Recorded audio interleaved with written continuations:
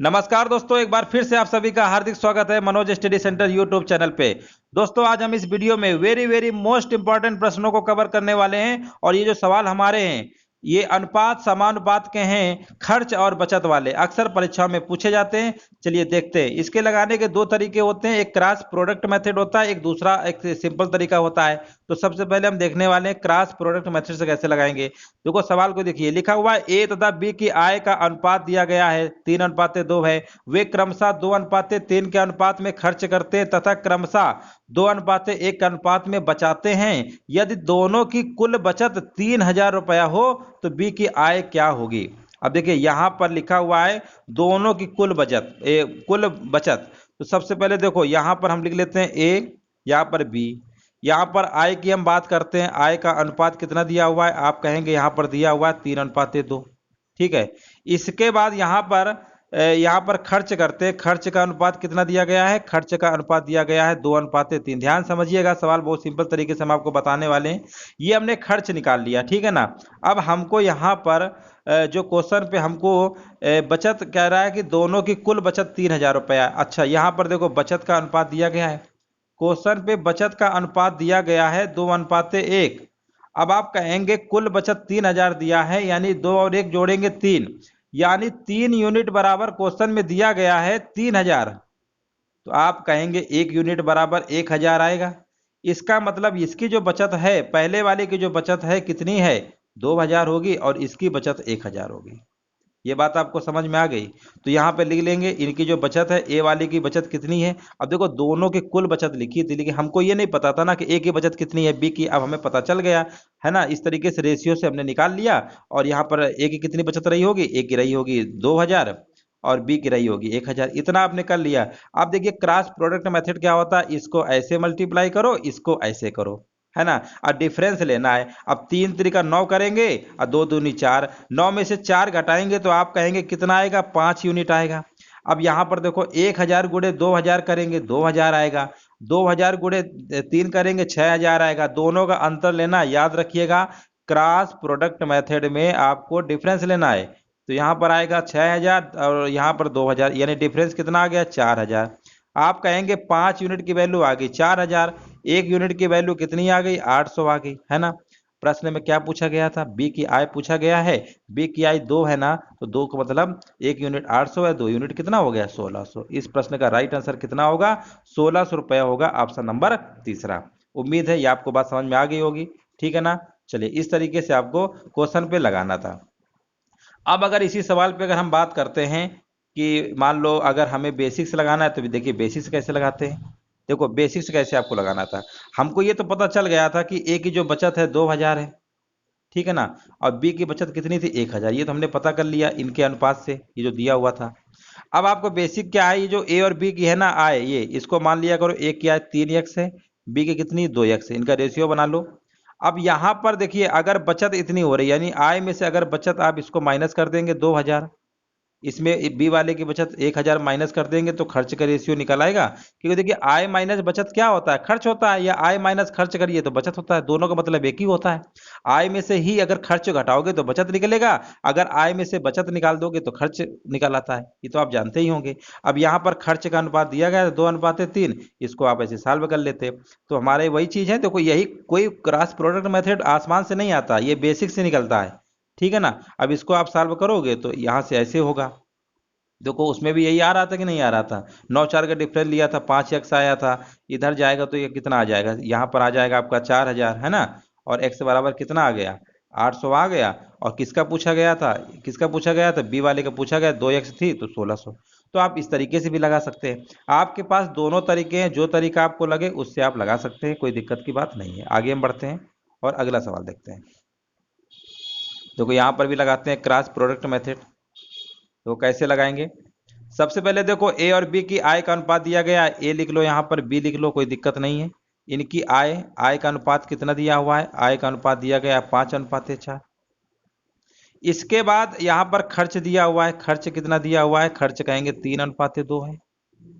इसके बाद यहाँ पर प्रत्येक 800 रुपये बचाते हैं, यानी प्रत्येक 800 रुपये बचाते हैं, यानी 800 तो ये भी बचा रहा है, 800 ये भी बचा रहा है।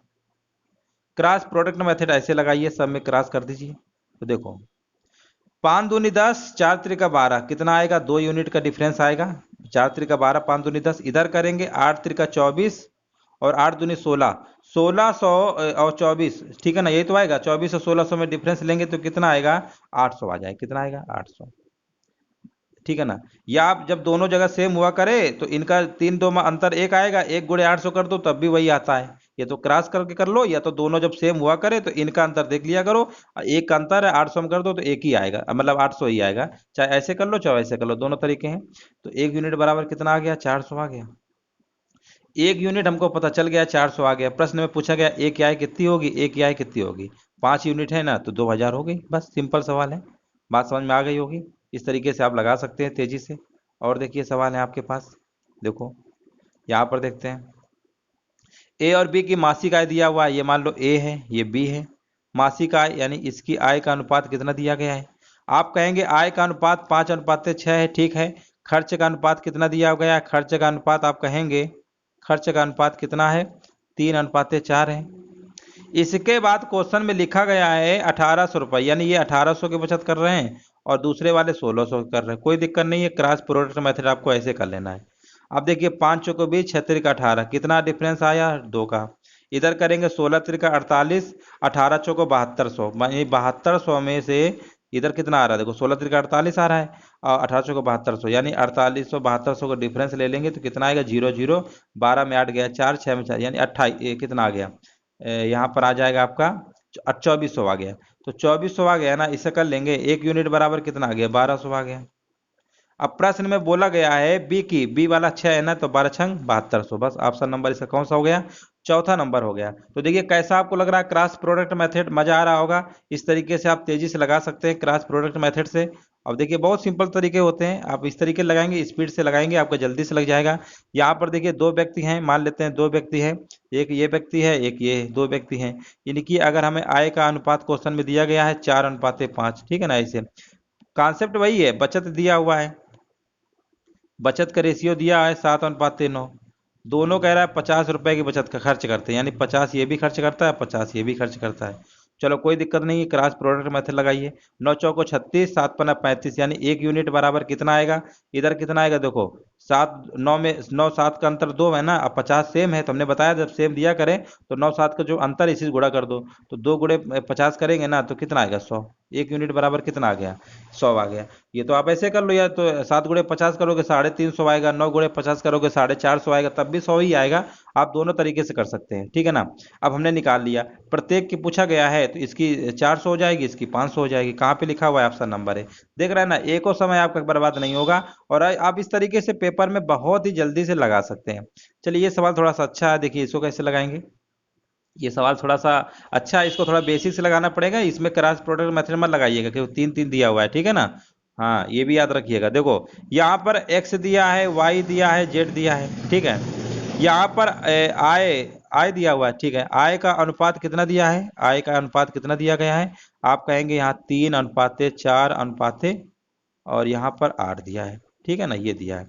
अब अगर हम इनके खर्च की बात करते हैं तो खर्च का दिया हुआ है 5:4 है, 5:4:6 ये लिखा हुआ है, ठीक है ना। अब आपको क्या करना है कि यहाँ पर देखो आए तो हमें पता है नहीं, यहाँ पर एक्स चिपका लो, एक्स एक्स लगा लो, यहाँ पे वाई लगा लो, है ना। इस तरीके से आप ऐसे कर लो, कोई दिक्कत नहीं है। 4 लिखा हुआ है, ध्यान रखिएगा। चलो अब देखो कैसे लगाना है आपको। अब ऐसे प्रश्नों का आपको लगाना कैसे, देखो यहाँ पर आपको ध्यान देना है कि प्रश्न में बोला है यदि जेड की बचत उसकी आय का 3/4 है, तो देखो जेड की बचत कैसे निकालते हो? आय माइनस खर्च बचत होता है ना, तो इसको आप कहेंगे 8x माइनस का 6y, यानी क्या हो गया? बचत।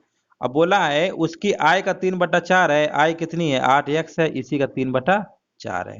अब 4 से काटेंगे, 4 दूनी 8 आएगा, 3 दूनी 6x, इधर घटाएंगे 2x, यानी 2x बराबर हमारा आ जाएगा 6y।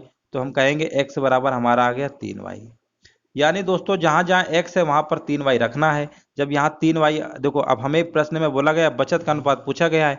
अब देखिए आय में से खर्च को माइनस करेंगे तभी तो बचत निकलेगा। अब यहाँ पर दोनों वेरिएबल हमारे सेम होने चाहिए, तभी तो माइनस होगा। अब ऐसा करते हैं, जहाँ जहाँ एक्स है वहाँ पर 3y पुट कर देंगे, तो आप कहेंगे यहाँ पे जब 3y रखेंगे तो यहाँ पर आ जाएगा 9y, यानी यहाँ पर कितना हो जाएगा दोस्तों, 9y हो जाएगा। लिख दे रहे हैं यहाँ पे 9y हो जाएगा। यहाँ पे रखेंगे 3, तो 3 चौको 12y, यानी यहाँ पर कितना आ जाएगा, 12y आ जाएगा। ठीक है ना। इसी प्रकार इसमें रखेंगे तो 3 अट्ठे 24, 24y आ गया। ठीक है ना। अब देखो यहाँ पर बचत पूछा गया है। अब देखिए आय भी हमारी y के रेस्पेक्ट में बन गया और खर्च भी दिया था। अब तो माइनस कर ही सकते हो। 9y में से 5y माइनस करेंगे तो कितना आएगा, 4y आएगा। y हटा दो, 9 में से 5 घटाओगे तो कितना आएगा, 4 आएगा। 12 में से 4 घटाओगे तो कितना आएगा, 8 आएगा। और इसके बाद 12 में से कहाँ गया, 12 में से 8 घटाया, 12 में 4 घटाया 8, ठीक है। अब यहाँ पर 24 में से 6 घटाएंगे तो कितना आएगा, 18 आएगा। ठीक है ना।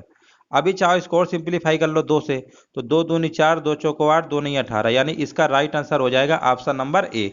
तो इस तरीके से आप लगा सकते हैं। आय वाले को एक्स मान लीजिएगा, खर्च वाले को वाई। और जैसे प्रश्न में बोला था, दोनों का जो बचत बचत क्या होता है, आय माइनस खर्च होता है ना, जेड जेड का बोला था, इसलिए हमने जेड वाला लिया था। जेड वाला ये था। और इसकी आय का इतना था, इससे हम एक्स वाई का रिलेशन निकाल लेंगे और इसमें पुट कर देंगे, आपका आंसर आ जाएगा। बात समझ में आ गई होगी। अब हम आगे बढ़ते हैं और अगला प्रश्न देखते हैं। देखो ये सिंपल है। यहाँ पर वेतन दिया गया है, का खा गा 3 लोग हैं। का है मान लो, ये खा है, ये गा है। इनके तीनों के वेतन दिए गए हैं। मान लो इसके वेतन 300 मान लो, अनुपात में दिया है ना 300 मान लो। जब भी कभी परसेंटेज वाला दिया करे ना, उसके आगे जो भी आय दिया करे उसमें 100 का मतलब गुणा कर दिया करो। ठीक है ना। अब देखो यहाँ पर वेतन में 50% की वृद्धि की गई है, तो यानी 100 में 50 बढ़ेगा तो 300 में कितना बढ़ेगा, 100 में 50, 100 में 50, 100 में 50, यानी 150, यानी टोटल कितना हो जाएगा, 450 हो जाएगा। अब यहाँ पर 60% है ना, 100 में 60, 100 में 60, यानी 5 बार बढ़ाएंगे तो 5 छः यानी 300, यानी यहाँ पर आ जाएगा 800। कितना आ जाएगा, 800 आ जाएगा। अब यहाँ पर 50% बढ़ाएंगे ना, तो 50 यानी 350, यानी 1050 आ जाएगा। अब आप कहेंगे 0 0 एक एक काट दीजिए। अब इसको और सॉल्व कर लीजिएगा, 15 3 का 45, और यहाँ पर कितना आएगा, यहाँ से 15 से नहीं कट रहा है ना, नहीं कट रहा है, तो इसको और ऐसा सिंपलीफाई कर लो। 9 से 10 से 5 से कट रहा है, 5 से काट लो पहले। 5 से काटो, 5 ना 45, और यहाँ पर आएगा 16, यहाँ आएगा 5 दूनी 10, 0 0 कट चुका है ना इसका।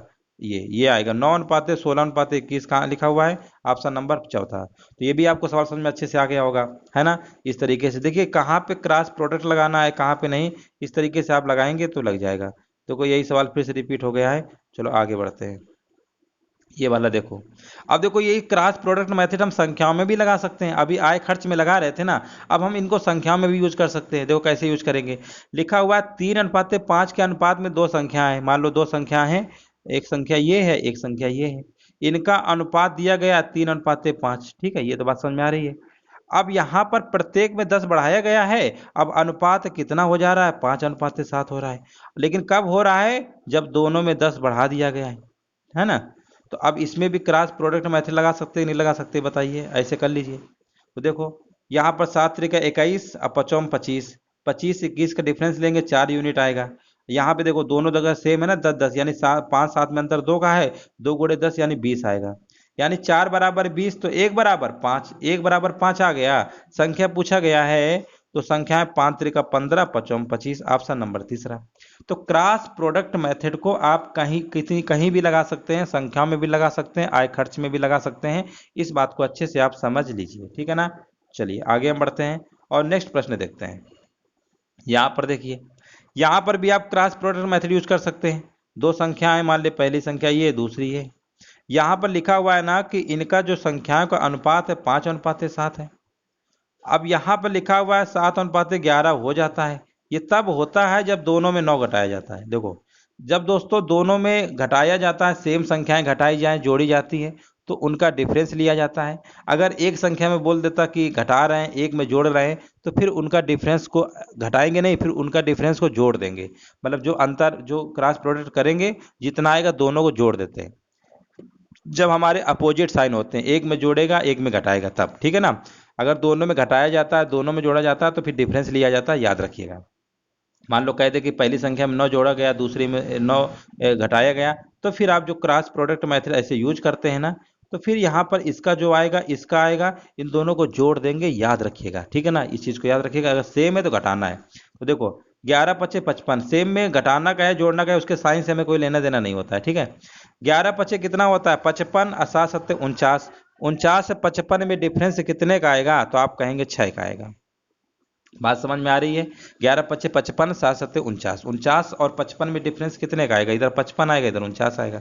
अब देखिए यहाँ पर दोनों सेम है, 9 है ना, तो हमने बताया 7 और 11 में अंतर 4 का है, तो 4 गुणे 9 कर देंगे, सीधे 36 आ जाएगा। 1 यूनिट बराबर 6 हमारा आ गया। प्रश्न में बोला गया है संख्याओं का अंतर, संख्याओं में तो अंतर 5 7 में ऑलरेडी दो ही का अंतर था, इन्हीं का अंतर पूछा। 1 यूनिट हमको पता है 6, 6 गुणे 2 कर देंगे 12 हो जाएगा। यानी इस प्रश्न का राइट आंसर क्या हो जाएगा, ऑप्शन नंबर दूसरा 12। तो दोस्तों कैसा सेशन लगा, आज हम आपको जो सवाल लेकर आए हुए थे क्रॉस प्रोडक्ट मेथड से रिलेटेड थे। जैसा भी लगा हो, किसी भी सवाल में अगर किसी को डाउट होता है तो कमेंट करके जरूर पूछ लीजिएगा। वीडियो देखने के लिए दोस्तों धन्यवाद।